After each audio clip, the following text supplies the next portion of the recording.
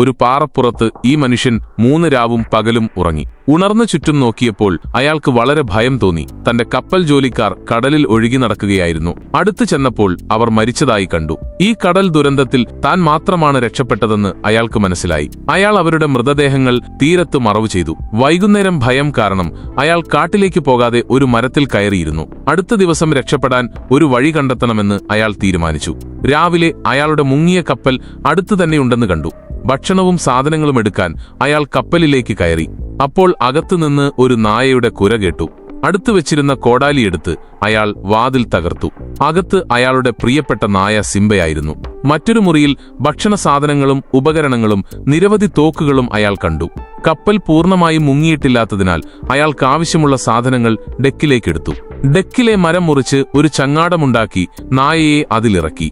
തിരമാലകളുടെ സഹായത്തോടെ അയാൾ സാധനങ്ങളെല്ലാം തീരത്തേക്ക് കൊണ്ടുവന്നു. പക്ഷേ എണ്ണി നോക്കിയപ്പോൾ 1 മാസത്തേക്കുള്ള ഭക്ഷണം മാത്രമേ ഉണ്ടായിരുന്നുള്ളൂ. അവർ എത്രയും വേഗം ഈ സ്ഥലം വിടേണ്ടതുണ്ടായിരുന്നു. അയാൾ ധൈര്യം സംഭരിച്ച് ഒരു തോക്കുമെടുത്ത് കാട്ടിൽ വഴി തേടിപ്പോയി. ഈ ദ്വീപ് കരയോട് അടുത്തായിരിക്കുമെന്ന് അയാൾ കരുതി. പക്ഷേ വെള്ളച്ചാട്ടങ്ങളും ഒഴിഞ്ഞ മൈതാനങ്ങളും കടന്ന് ദ്വീപിന്റെ മറ്റേ അറ്റത്തെത്തിയപ്പോൾ അയാൾ ഞെട്ടി. അവിടെ കരയൊന്നും ഉണ്ടായിരുന്നില്ല. സഹായത്തിനുള്ള പ്രതീക്ഷ വളരെ കുറവായിരുന്നു. മാസങ്ങൾ കടന്നുപോയി. ഒരു കപ്പലും വന്നില്ല. എങ്കിലും അയാൾ എല്ലാ ദിവസവും ഒരു ദൂരദർശിനി ഉപയോഗിച്ച് കടലിലേക്ക് നോക്കിക്കൊണ്ടിരുന്നു. 6 മാസത്തിനു ശേഷം അയാളും സിംബയും പാറക്കെട്ടുകളിൽ നിന്ന് ചിപ്പികൾ ശേഖരിക്കുകയായിരുന്നു. പെട്ടെന്ന് സിംബ കുരച്ചു. ആദ്യം അയാൾ ശ്രദ്ധിച്ചില്ല. പക്ഷേ വെള്ളം കുടിക്കുന്നതിനിടയിൽ അകലെ ഒരു വലിയ കപ്പൽ അയാൾ കണ്ടു. അടുത്ത പാട്ടിനായി ചാനൽ സബ്സ്ക്രൈബ് ചെയ്യൂ.